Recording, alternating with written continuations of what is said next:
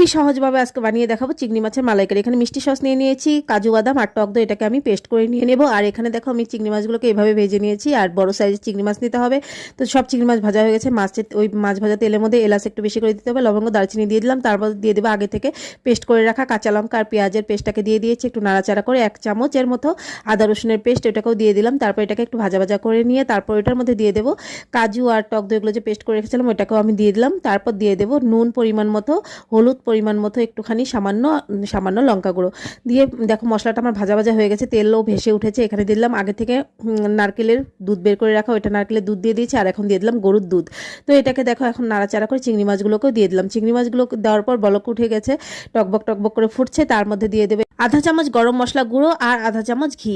তো এটাকে একটুখানি নাড়াচাড়া করে নামিয়ে নিলেই হয়ে যাবে চিংড়ি মাছের মালাইকারি। কেমন হয়েছে অবশ্যই কমেন্ট করে জানিও। আর মিনি ব্লগটা যদি ভালো লেগে থাকে একটা করে লাইক করে দিও, চ্যানেলটাকে সাবস্ক্রাইব করে পাশে থেকে